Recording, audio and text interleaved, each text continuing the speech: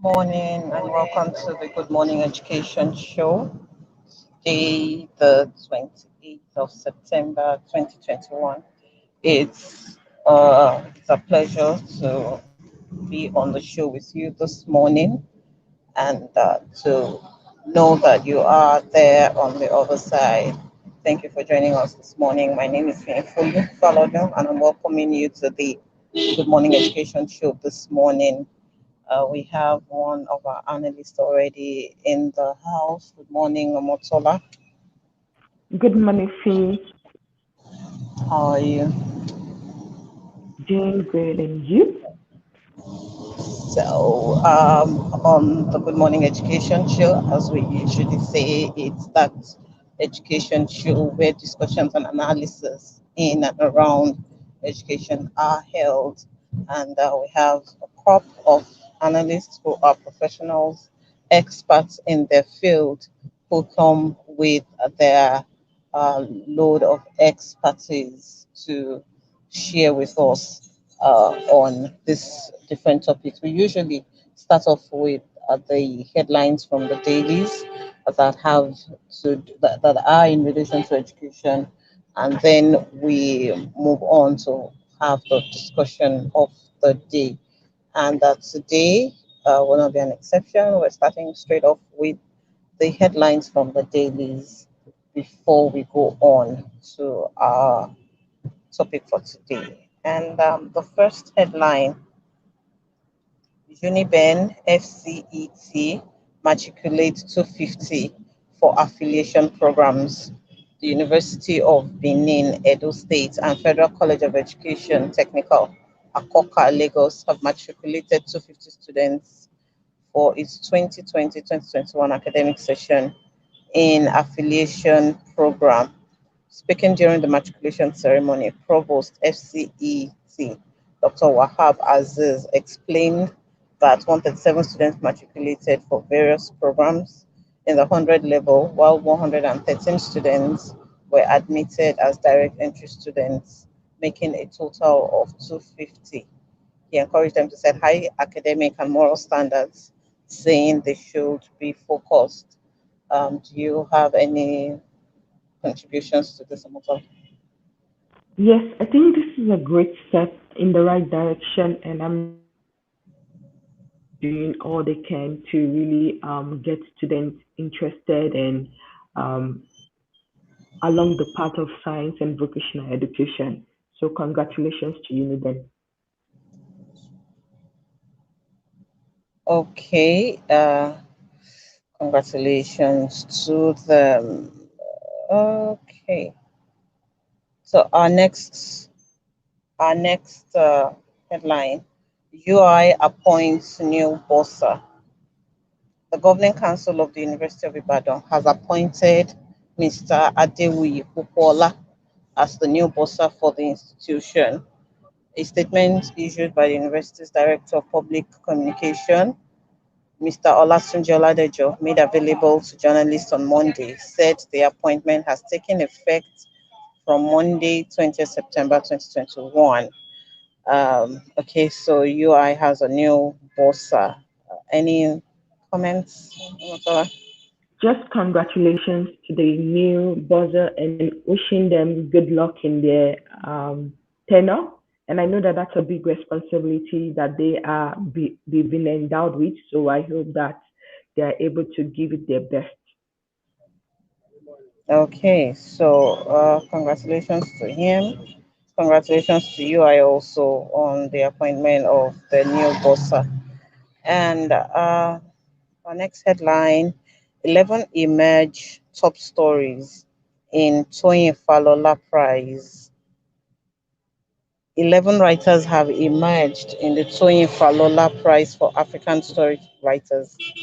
A statement by organizers of the prize, Lunaris, said they were glad to announce the long list, saying the prize aimed at promoting curatorial initiatives and narratives that redefine Africa against divisive molds. It's exciting to note that the Toyin Falola Prize, now in its second year, continues to pace itself its goal as a driver of creativity. While we announced earlier that the following long-listed entries are selected from 495 eligible submissions received, what we have not added is that the number of ineligible submissions is overwhelming. Okay, so the news it goes on and on to list the top 11 stories and their writers. And it's interesting to note that the writers are from different parts of Africa, from Ghana, from South Africa, from Nigeria, from Kenya, uh, and yeah, those are the countries represented amongst the top 11. Any comments on this, Amaka? I say congratulations to the 11, and I hope that as they continue to grow through the opportunities this platform will give them, and hopefully we'll have great writers that will definitely keep on to make the continent proud. Okay, it's very interesting to note these days that we're having more people and more literary competitions and outlets for people, for individuals, students to express their creativity. Indeed, this theme is looking more like a reality now. We're not putting them ahead of all the other possibilities for the areas of expression for individuals. So this is a good one. And there is another headline: Kogi Poly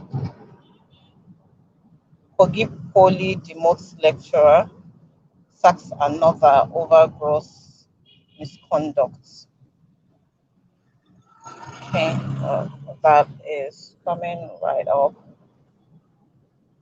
The Governing Council of Kogi State Polytechnic, Lokoja, has demoted Mr. John Edoka, a chief lecturer in the Department of Public Administration.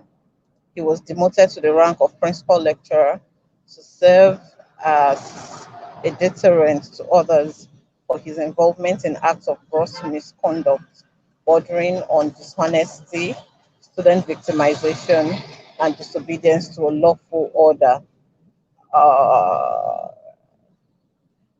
Okay, so the head of the public relations and the protocol unit said that the council terminated the appointment of another Mr. Dominic O. Idakwo, a lecturer too from the Department of Science and Laboratory Technology. According to her, the sacked lecturer absconded from duty since 2018 after he was granted study leave with pay. Over to you, Motala. I'm actually happy to read this headline. I think more than ever, it is important to hold our educators accountable. And so, for instance, for the person who was being paid since 2018 and chose not to return back to work, so I think that was the right move so that the real people that want to really work will get the opportunity. And I'm glad that they listed the offenses of this other lecturer that was demoted to another a lower position. I think that will send a strong message that professors or educators or lecturers, they are not God and they should not just treat students anyhow. So I hope to see more of this kind of news going forward. All right, indeed. Let's go on to the next headline. Indecent dressing. Ondo Varsity vows to rusticate students over nose rings, braids, others. Adekunle Adjacent University, Akomba Koko, Ondo State, has warned that it will no longer turn a blind eye to the undergraduates of the institution engaged in indecent dressing. The Senate of the institution threatened to rusticate any students involved in any form of indecent dressing. The authority of the institution, which gave the stern warning in a circular, disclosed that failure to comply with the directive would attract rustication from the school for a semester.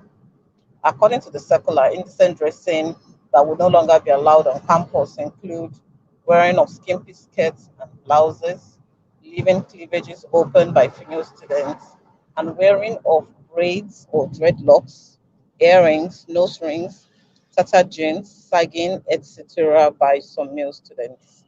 What do you think, Omota? I disagree with the majoring on minor matters because I think there are far weightier matters than trying to police students on what they should wear, what they should not wear, and how they should dress. I think if they can focus on what the education institution is meant for, feeding their mind in whatever particular area or major or course that they are supposed to go in, then the rest will take care of itself.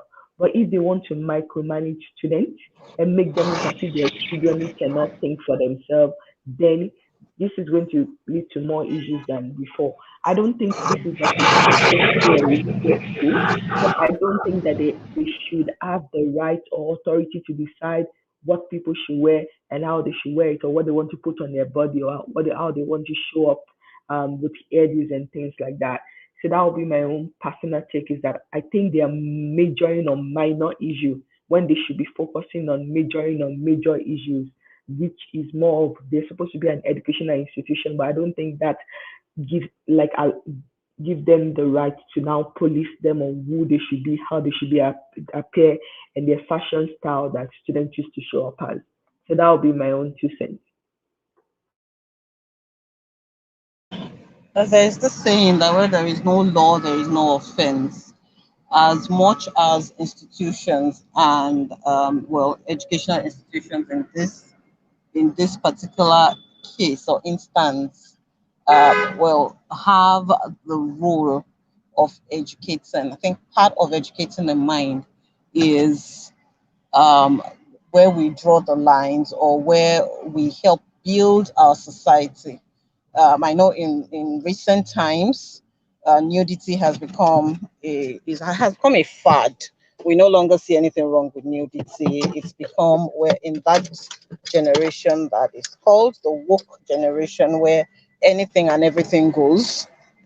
People are expected and they are excused for indecent dressing, and indecent dressing, well, is not defined by the it's not really exactly defined by the institution, it's defined by society.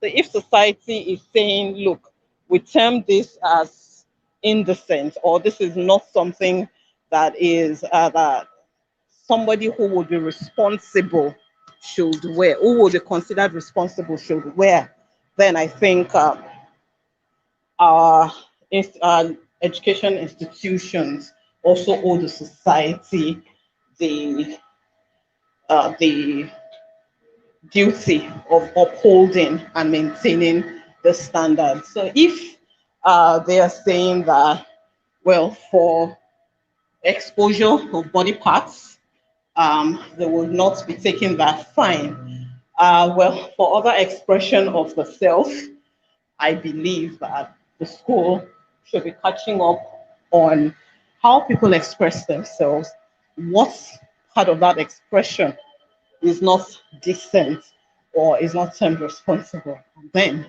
we can go on from there, building the society and individuals that are building a society and individuals that are ready to take on leadership in the world and in our society.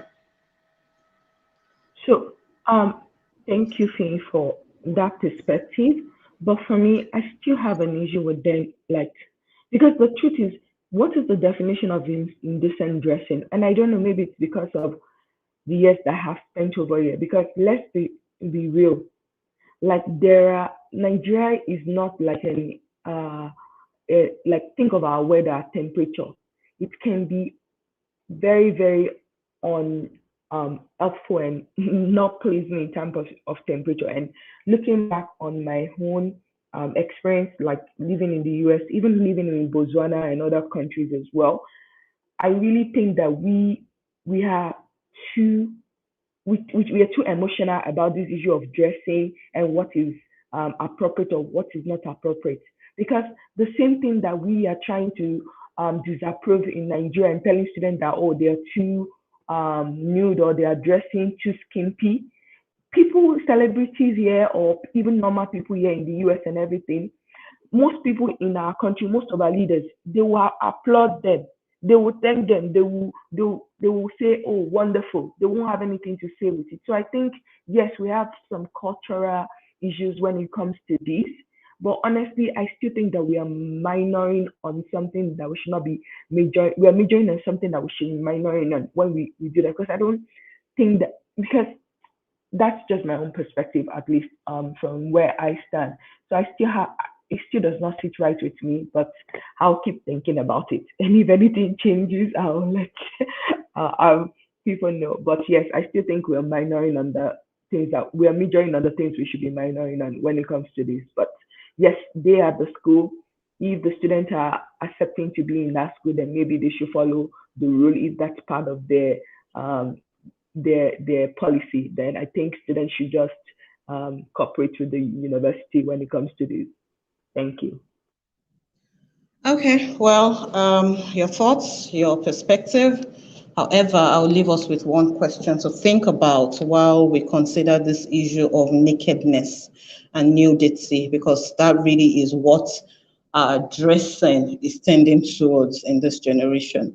If for the same school, if the president was, in fact, let's even not go as far as the president. If the chancellor of the school was to visit and there were students to receive him, would they put in front of that lineup people with cleavage out, people with laps and thighs out?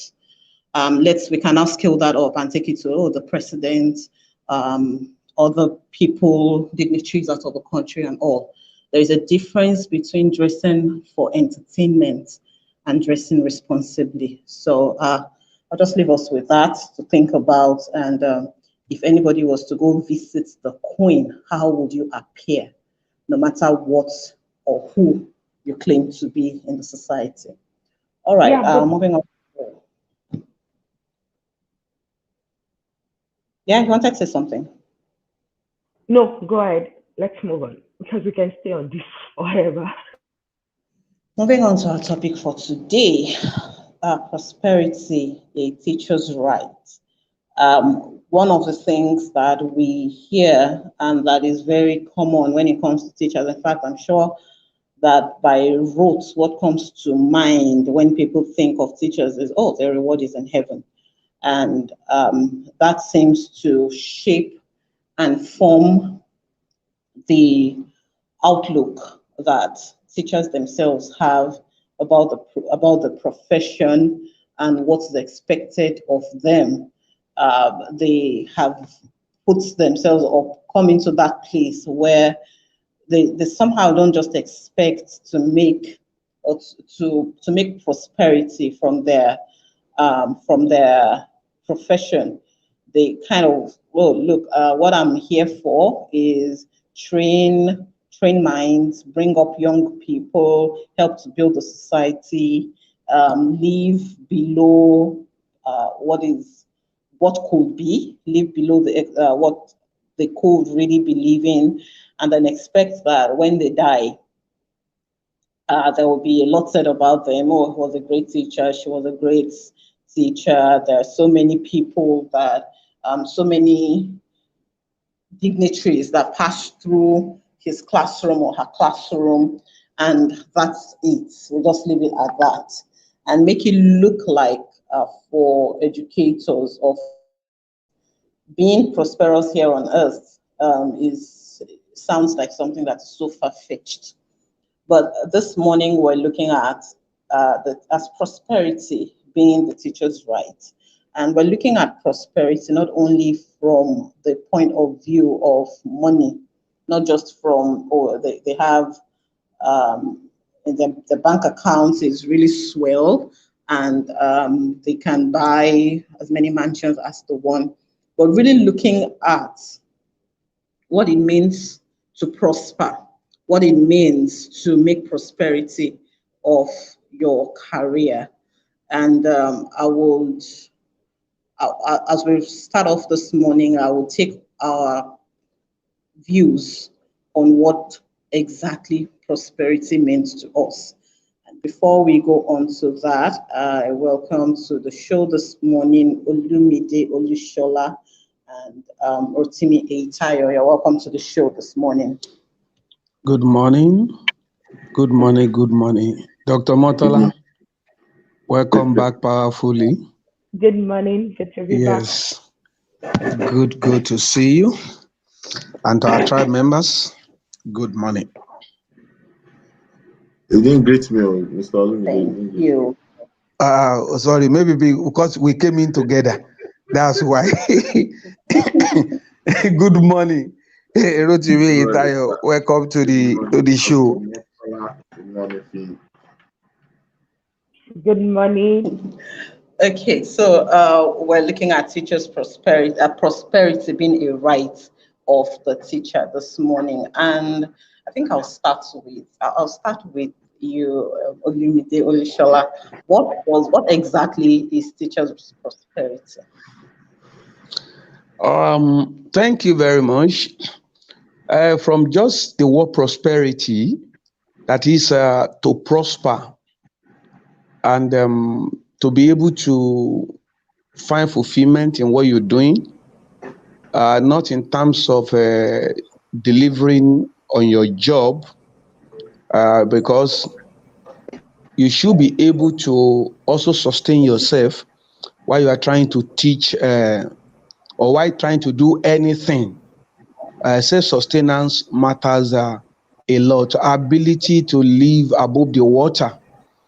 For me, I want to believe a drowning man cannot rescue another drowning man. And if teachers falls below the benchmark in terms of quality of life they live, where they live, what they eat, what they wear, how they commute, these are about the basic things of life. And going by Maslow hierarchy needs, we have the basic things of life. I think having those things gives us a level of peace of mind, so to say. You are not unnecessarily agitated. You are not having insomnia, and which also affects the way you deliver on your job. If a teacher has not eaten this morning and you want him to go all out, for goodness sake, he's human being. If hunger comes, it will bite his tummy, and it can from there transfer aggression. Somebody who could have been a gentle, easygoing person may become unnecessarily edgy or become so touchy because of inability to take care of himself. And talking about the right, let me quickly add that virtually every good thing is our right, but I tell you that thing is our right does not mean we are going to live to enjoy it. We have to be intentional. Literacy is a right, but if you go by the volume of people who are illiterate in the world, the question is what went wrong. Life does not give you what you need or what you want. Life gives you what you demand. So if teacher just sit down on the fact that, oh, it is my right to be rich or to prosper, that person may die in poverty. So it goes to say, how do you deliver your job, your skills set? What are the values you are creating? There are millionaire teachers like Rotimi as a CD on the billionaire teacher and trying to reinvent and reorientate the mind of teachers. That is why some younger generation wouldn't want to become a teacher, because it's as if we have perpetuated poverty with teachers. And to even shift people from that mindset to the mindset of being a billionaire teacher is almost like an Herculean task. So for me, being a right, yes, I agree. That is a right does not necessarily mean you will live to enjoy it. You have to do something about it. Thank you very much. Thank you very much. So there is a difference between something being a right, being at your reach, and it's another thing entirely to be able to access what is at your reach. Thank you for that clarification. And moving on to Omotola, what does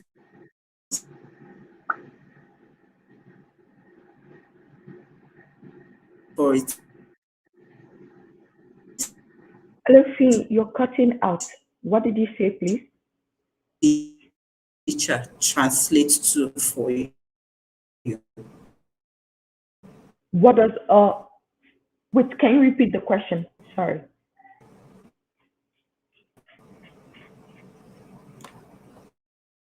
Hello? Can you repeat the question?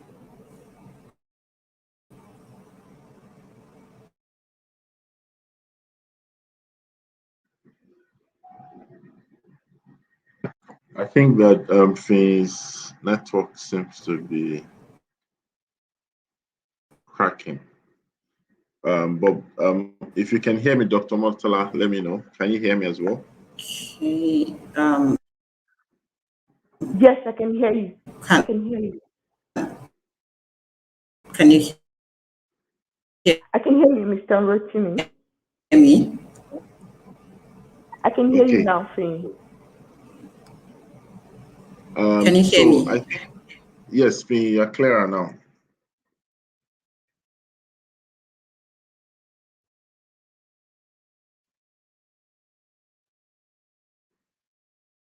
Okay, Mr. Rotimi, Hello. can you repeat the question that she asked?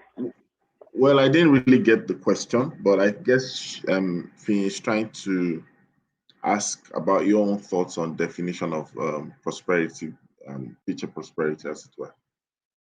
Oh, okay. So I'll say for me, I think it will be in terms of like three areas. So I don't think it's just about money in the literal sense alone. I think it's a combination of, yes, wealth building, but also legacy and significance. Because the truth of the matter is, when I think of prosperity, I didn't just think about money. I think for teachers, because they have a critical role and they play such an important role in the development of students. Like, think about all of us. We all have to go through a teacher. I don't think I'll ever stop learning. I'll always have teachers that I will always forever learn from till I die. So for me, when I think of prosperity, it's not just about money. So yes, money is part of it, and in the literal sense of things, yes, they need to be wealthy and have a comfortable life. But beyond that, prosperity is also in their significance. I still remember up to now teachers that I had when I was in primary school and how they left a significant impact in my life. How that I wish I can be more like them. How I have incorporated like traits and attitudes and the work ethics and the way that the passion that they taught me. Now that I am now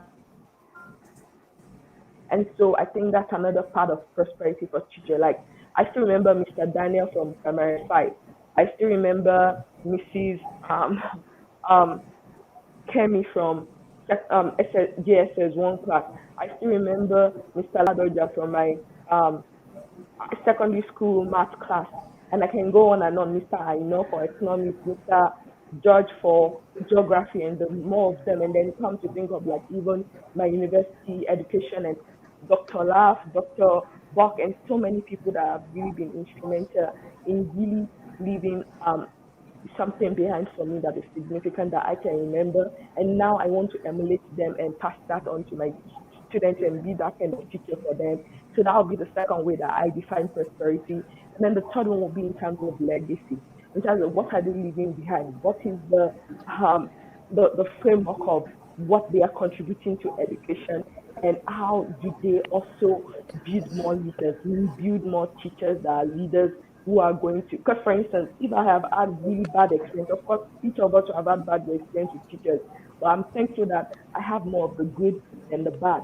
So these people that I've mentioned, and even the ones I've not mentioned, their legacy lives on in me. Like that is one of my greatest teacher that he was he's a mathematician. And I remember him during those days helping me with my homework. Sometimes I don't used to like him teaching me.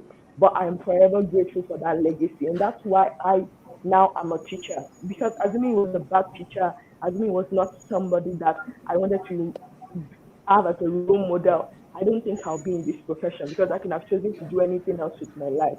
So when I think of prosperity for teachers, yes, money is important, and I think yes, they should build that. But at the same time, they should also build in terms of the significance and the legacy they want to leave behind for their students. Thank you. All right. Thank you very much. I believe he is back, but let's welcome Titi. Good morning, Titi. Welcome to the Education Show, and good to have you here this morning. Good morning, everyone. Good Good morning. morning. You're welcome. Thank you. Good Okay. morning. All right. I just want to say something before I um, hand over back to Finn.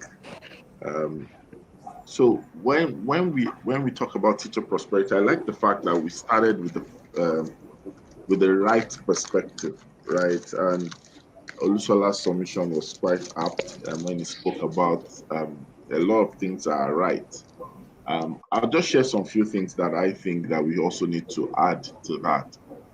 Prosperity is something that speaks about a condition. It's a condition and a state. It's not just a state of well-being, it's a state of successful well-being. And I would like to say that prosperity can be termed as multiplied money, multiplied wealth, and multiplied abundance, and which simply means that you must have probably gotten to have access or earnings to money, and you've been able to multiply it for you to be prosperous. You must have had good access to other things that you term as success, but then you must have had it in a multiplied manner.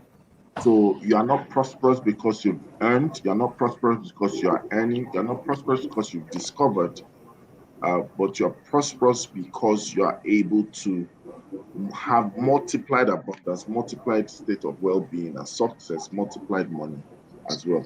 And when we look at prosperity, I like to say something and then Finn, you can take over. I believe, and I stand to be corrected, and I've actually tried to examine this not just in one area, but across the areas I've had interface with different people, especially within the education space. Um, I've not seen easily a teacher being prosperous on his job. I think that prosperity cannot be found in a job. It must be found in a profession. And because the job most times uh, can actually come with specific yardstick and benchmark of income, which sometimes when we look at teachers, because of the peculiarities involved in education and schooling, it might be a tall order to expect that it's your employer that is responsible for your prosperity. It's not always going to happen that way. So if people have that desire and mindset, they should be ready for heartbreak and depression and disappointment, because um, no singular employer or a multiple number would be the one that is responsible for a teacher's prosperity. It's the profession, and which means that you must also place demand, as Olushola earlier said, on your profession for you to find prosperity in any measure. Remember, prosperity is multiplied wealth, it's multiplied abundance, it's multiplied success, and multiplied well-being. Thank you. Thank you for that. And I'll go straight to Titi this morning. How can a teacher, how do they create, or yes, we've heard about multiplied abundance, multiplied wealth, multiplying the profession, multiplying in the profession. How does a teacher multiply in their profession? How do they multiply their abundance?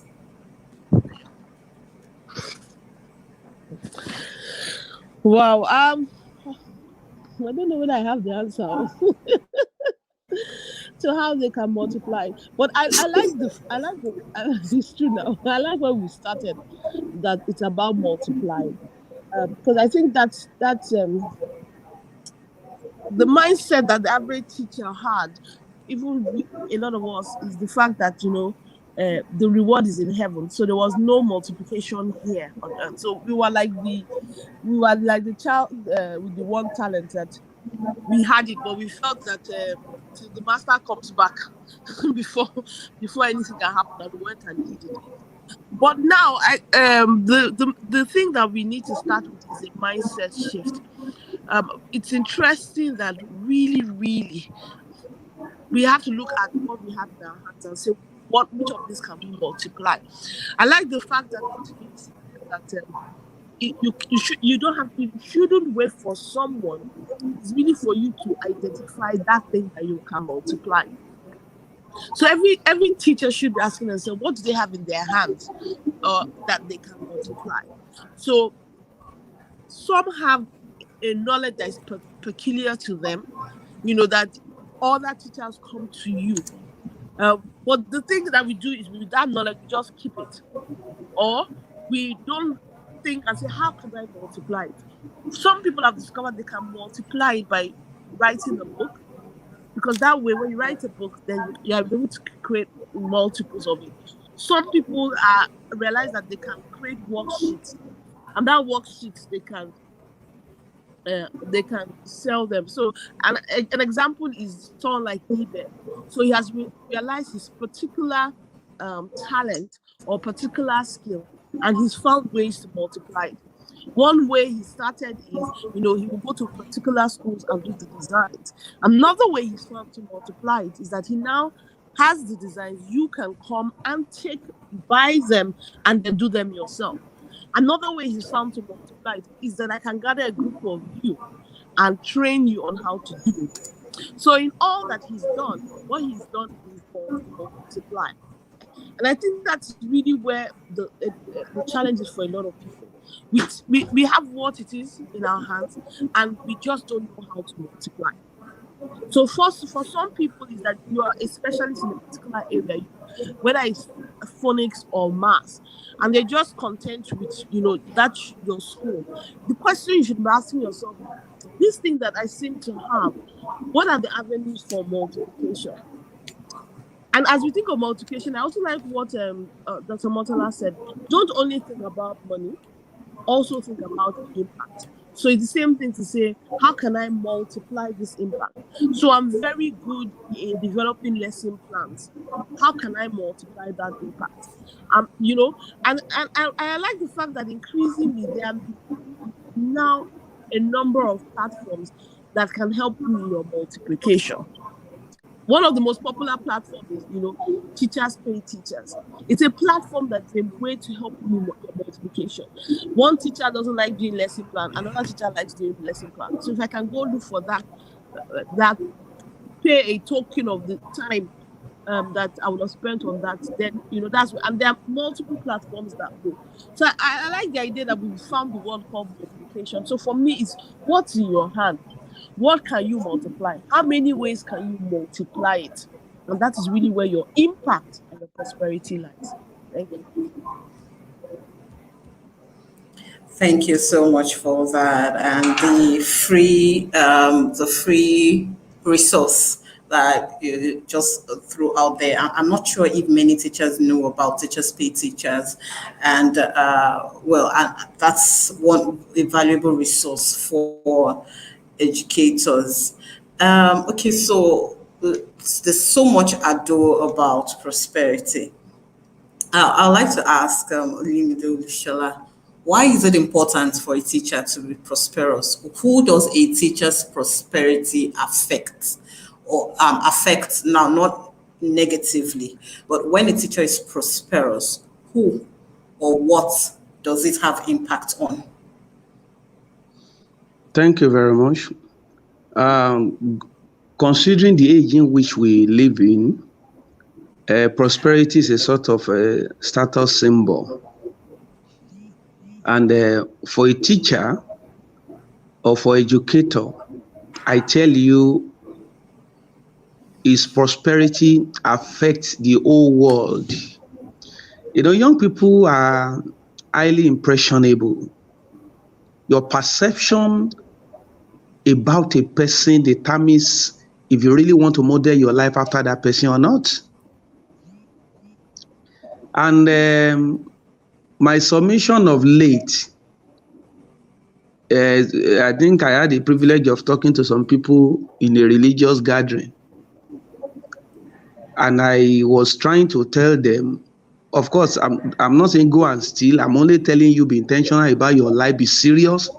And you don't have to be a Dangote or whatever, but be comfortable enough. And I told them, if you live in poverty, it will be almost impossible to tell your children to serve the God you served.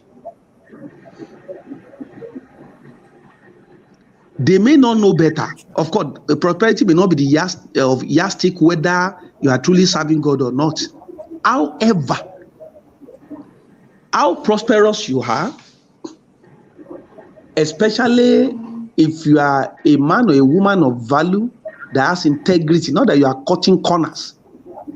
People put you on a pedestal to feel, oh, you are worthy of being emulated. Are you aware? Some parents will not only fight human beings, they will fight God. If their children wake up tomorrow and tell them, Mommy, I want to be a teacher. Ojú ẹ̀mí mi kọ́ ló ṣe máa di teacher.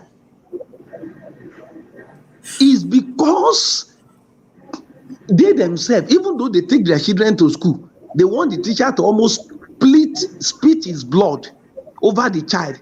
Yet they are not proud to wanting their own words to be a teacher. It tells you the kind of where teacher has been confined to. And if teacher rises above that low level or low living, I think there will be some level of respect for teachers in society. And whether we like it or not, it's good to have experience, great legacy, and it's good to impart other people. But if at the end of the day, the person is a pauper, in this time and age, and in this part of the world we are living, people will look at the bed and say, I beg, now only work we see. Even his own children will vow never to follow in the footsteps of their father or mother. So for me, I think teacher prosperity affects everyone. Like Dr. Motola said, are you talking apart from the physical catch or being rich, the legacy you leave? And on that legacy, as he was talking, something dropped in my mind. I don't know if it's something that can be done.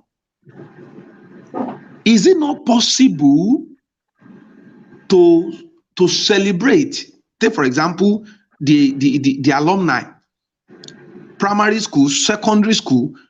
We go back and look for the people who taught us. We may not see everybody, because going back to look for them and be a sort of blessing to them is also a sort of prosperity to them. Some of them will be shedding tears. I never believed what I did can amount to this. I never believed I could remember. I reconnected with a teacher whom I parted ways with about 28 years ago. I've been looking for him. I just saw somebody posted it on Facebook. He's marking his birthday. I said, please, can you send me his number?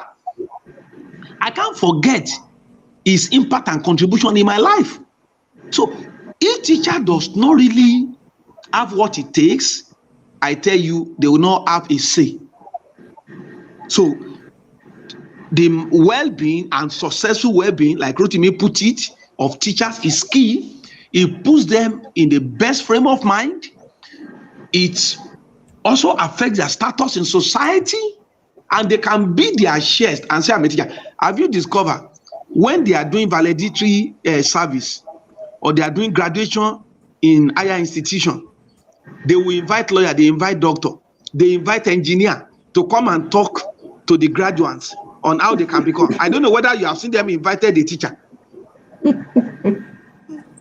and say, we are happy to introduce Mr. So-and-so to you. He's a teacher in Berigbe, primary school. Can you see the kind of eye with which the society is even looking at teachers. Take it from me. Teachers need to rise out of the rubbles of lack. Until then, society will not reckon with them. Teachers have been used for too long. It is time for teachers to reap the reward of their labor. Thank you. I think let me beg off on that if you don't mind. Some people would really give a standing ovation for that last part when you said teachers should reap the reward of their labor. But let's review the labor. Some teachers, the labor they are going to reap or the reward they are going to reap Of course, Rotimi, of course, that is good. You are putting a clarity. If you have done wrong, of course, you also repeat. Yes, Yes. absolutely. Yeah, and I think that prosperity is a must. Is a must. Listen to everyone. I think it would be selfish of an individual, especially an educator or a teacher, if you do not strive to that reality. It will be selfish because a lot of things plug into it.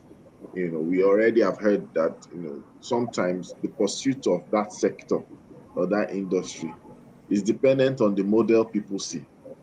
So I think it'd be selfish for an individual not to be prosperous. In fact, prosperity today is considered like a certificate. So when a lot of people say, "What's your certificate?" Some people have BSc, some people have MSc, some people have MBA, some people have doctorate, some people have prosperity. So if if you are able to have prosperity, it can serve to a large extent as a right of entry and a proof to share and impact people. So those are the things I wanted to add. That it's actually selfish not to be prosperous. It's a must. It's a must, and it serves as a certification of some sort. Thank you. Over to you, Finn. Okay, I like the part where Olumide Olushola mentioned that even within the school setting, we're not given the importance that teachers we're not giving importance to the teaching profession. So yes, you have career day. And I'm wondering why when we do career day, the first thing that comes to our mind is not to have one or two of the teachers in the school speak to the students on what it takes to really be a teacher, on how fulfilling it is to be a teacher. And this is also just putting this out there for educators to have a rethink. Let's think about these things, because if to our own students we cannot present the profession in a positive light, then what do we think the future is for the profession? And taking off from there, I would ask, as we begin to roll down the curtains this morning, I would ask Omotola, where a teacher has, what should or what could be the what's it called now? What could be is there a clip, or is there a ceiling over what or how successful or how prosperous a teacher could be? Is there a point where it gets to and it's obnoxious? Is there a point it gets to and it feels like, oh, this is no, this is not the kind of prosperity we should be flaunting out there? No, I don't think there's a skill or there's a specific height that they should get to, that we should not, like teachers should not get to. I believe that more than ever, we need more models of teachers who are prosperous in terms of, yes, in wealth, in every area or aspect that we've discussed today. So I think more than ever, we need more people to elevate the profession. So I don't believe that like, because the way I see it is like it's not just enough for them to be teachers. I think when we think about just the money, not just the money alone, but in terms of legacy and significance, imagine this teacher having 30 years building wealth in terms of the cash, and then now creating a training school for teachers or creating schools and universities just to really create to broadcast the framework that has helped them to be very successful as a teacher and change the lives of many students and family for good and for the better. So when we think of those positive attributes of teachers of teaching and educating, then I don't think there can be any like cap to that. There should never be a cap to that. I think more than ever, we need more people to really, really uplift the profession and carry to whatever height that is possible. So that would be my take. That there's no cap, in my own opinion. All right, thank you. And so I'll ask to take this. What role does society play in the prosperity of a teacher? Hmm. What role? To be honest, I don't think society plays any role. My honest opinion is that we in the sector I need to play our role. If you're waiting for society to play the role, you know that thing where you see a skeleton lying down saying waiting for society to play a role. That's my opinion. What I think is we need to play the role. When we look at a lot of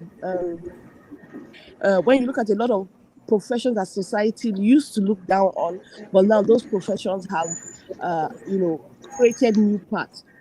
It's after the profession creates the new path and people are seeing that, oh, this is actually a path to prosperity, that society comes and starts befriending you. So I personally think society has no part to play, that we are our savior. There's no savior coming from outside. That we have the part to play. And I like some of the things that we've said, where we said that, when you are doing career day, let teachers come to speak. Let us start with a pride from inside. Let it not be that a when we carry the profession, we carry poverty all around us. Let's begin to talk about the people that have made it. Honestly, the people that are educators that have made it. I mean, look at someone like Khan Academy, Sal of Khan Academy. He's made it. We need to tell more of those stories, so that stories are not only of school owners. Let's look at other people that are in education, because education is wide. It's not only inside the school. Look at people that are, doing it. Look at different businesses. So that people don't see education as only teaching in front of the school. Let's look at it in so many ways, the various angles of it, the various parts to it, and parts that lead to prosperity. So I feel that the savior is coming from within. It's each of us telling the story that we are all making, what has impact and even prosperity, and changing the narrative. I like there's a time we talked about it whereby saying that teachers should take pride in the way they dress. Let it not be like down and trodden out. That's how we look. Take pride in what you do. Take pride in everything you do. So I look at it and say the savior is from within. So let's not look outside for the savior. All right, thank you. There is this look on Staitayo's face. It feels like you want to say something about that. No, no, no, no. I'm I'm remembering something that happened in the US. Someone was talking about, we have a way of saying you have made it, and concept in Nigeria of someone who has made it is quite different. So I just remember the funny incident. I don't think I would like to share. Uh, I almost call this national television, but I'll just say that, like Titi has mentioned, that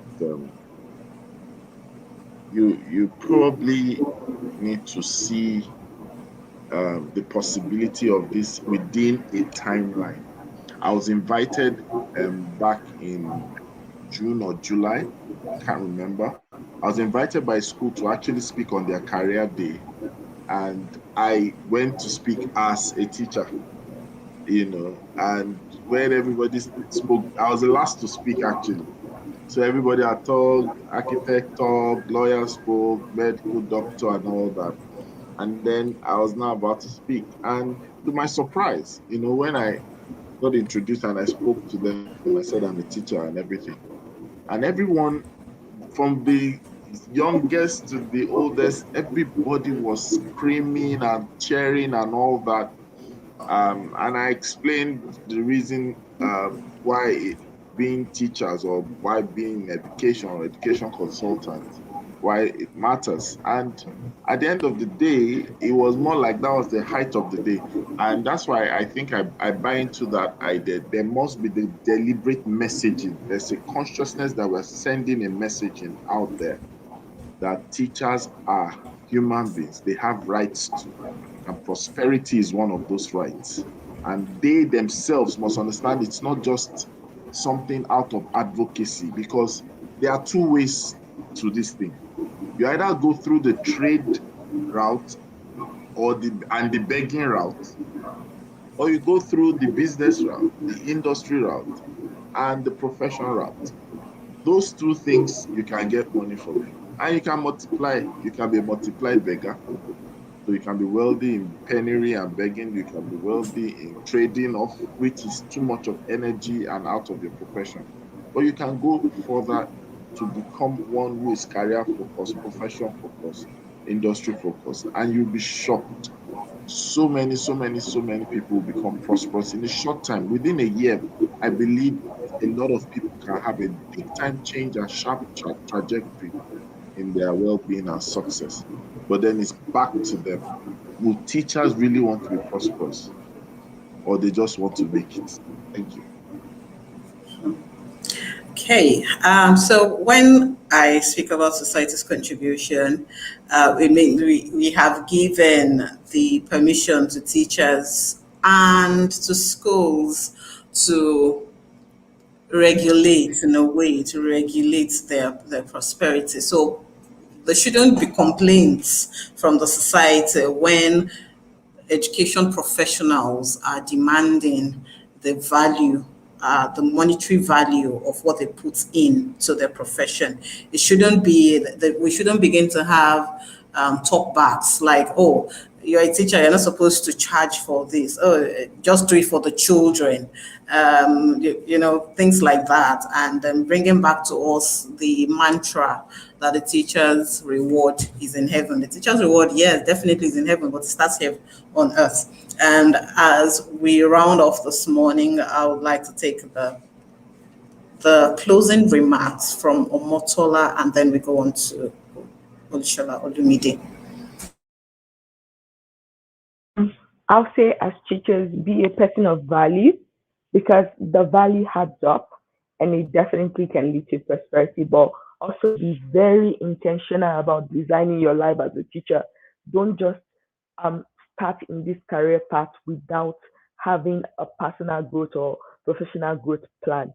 Without it, you stay like a pauper. That is just the truth. So be intentional and really use your growth plan to really help you to be the best you can be in every area and to prosper above your widest imagination. Thank you. Thank you. And let's have your closing remarks, Olushola Olumide. Thank you, Finn. My closing remark will also follow suit on what Dr. Motola just said. Be like Rotimi just said now. Rotimi is not just a teacher, 9 to 5 teacher. Whatever he has delivered where he went to, bordered on the wealth of his experience, his charisma, the way he presented himself, and the knowledge he gave out. I think no reasonable person fights results.